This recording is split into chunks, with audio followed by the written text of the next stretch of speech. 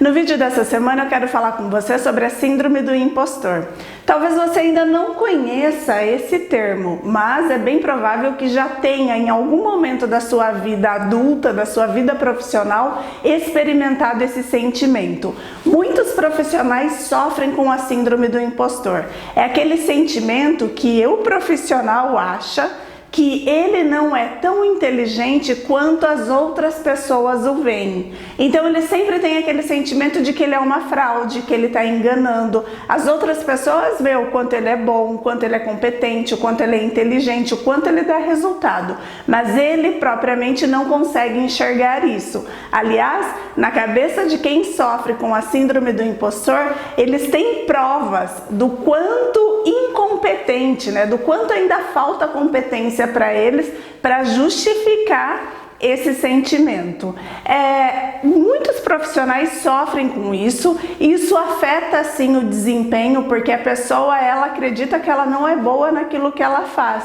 E isso vai engessando e impedindo ela também de crescer na sua carreira. Porque às vezes se chega uma oportunidade de trabalho, se chega uma oportunidade na carreira, ela olha, ela avalia que ela não é boa. Ou ela nem se candidata, ou se ela se candidatar, muitas vezes ela acaba criando comportamentos para autossabotar. Ela pratica uma autossabotagem e ela corta o sucesso dela. Então a síndrome do impostor é algo que existe e faz muito mal. Mas de onde que vem tudo isso, Pra gente poder até quebrar essa crença, trabalhar com isso, é interessante a gente entender de onde que vem.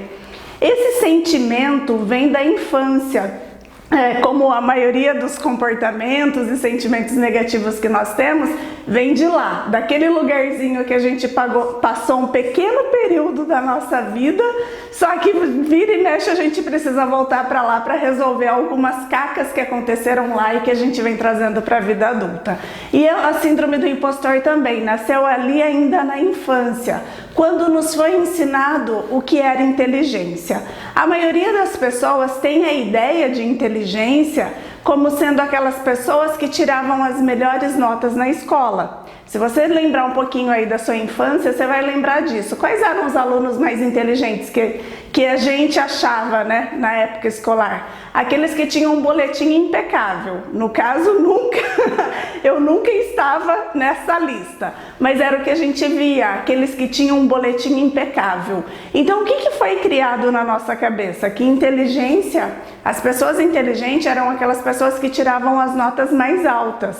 Como elas tiravam as notas mais altas, o que a gente fazia? Nós aqui, pobres mortais, o que a gente fazia? A gente pegava o nosso esforço, porque nós sabíamos o quanto a gente tinha estudado, quanto tinha dedicado, então a gente pegava o nosso esforço e comparava com o boletim do aluno CDF, do aluno nota 10. A gente não sabia o quanto ele tinha estudado, o quanto ele tinha se desenvolvido, o quanto que ele tinha se empenhado para conseguir tirar aquela nota. A gente só sabia da nota. E aí a gente criou essa ideia, essa falsa ideia de que pessoas inteligentes, e para pensar, porque você já deve ter passado por isso, que pessoas inteligentes, as coisas acontecem naturalmente, magicamente. As pessoas simplesmente conseguem tirar nota, conseguem se dar bem no trabalho, elas simplesmente conseguem. Por quê? Porque elas são inteligentes. Como se a inteligência fosse uma magia, algo mágico. E quando a gente avalia a inteligência por esse ponto de vista, como que se a pessoa inteligente fosse aquela que conseguisse todas as coisas sem esforço, isso causa pra gente uma cobrança tremenda, porque você olha pra você e você vê que para você entender alguma coisa, compreender alguma coisa, você precisa estudar, você precisa se dedicar, e para o outro você só vê o resultado. Então o tempo todo a gente está comparando, eu comparo o meu processo com o resultado do outro.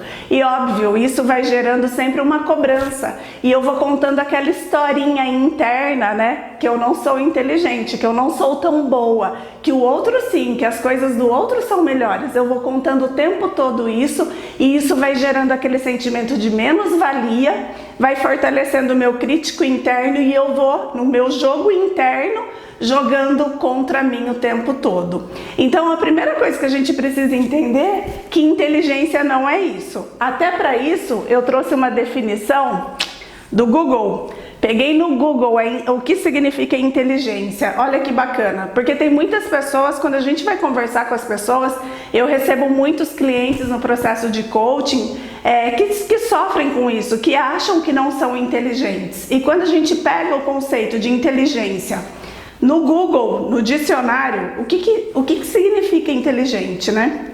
Faculdade de conhecer, compreender e aprender. Depois tem mais. Capacidade de compreender, resolver novos problemas, conflitos e adaptar-se a novas situações. Mas eu quero pegar essa parte aqui de cima.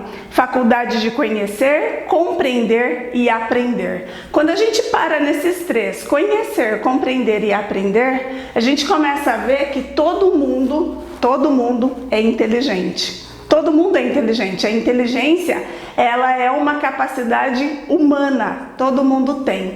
Principalmente pelo terceiro verbo aí, né? Falou conhecer, compreender e aprender.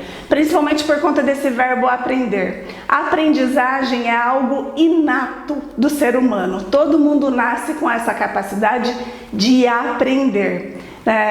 Existem pessoas que têm uma capacidade de aprender mais rápido do que outros, mas todo mundo tem a capacidade de aprender. Então, quando a gente associa a inteligência com capacidade de aprender, a gente começa a quebrar uma crença que todos nós somos inteligentes e que inteligência não tem nada a ver com magia. Inteligência tem a ver com esforço, dedicação, disciplina e muito aprendizado. Então, enquanto eu fico ali acreditando que eu não sou inteligente, eu estou fechando portas e oportunidades para mim. O que eu preciso fazer? Quebrar essa crença, me esforçar bastante, me dedicar a trabalhar em cima da minha disciplina para começar a me desenvolver mais, desenvolver novas competências, desenvolver novas habilidades e melhorar como profissional e como ser humano.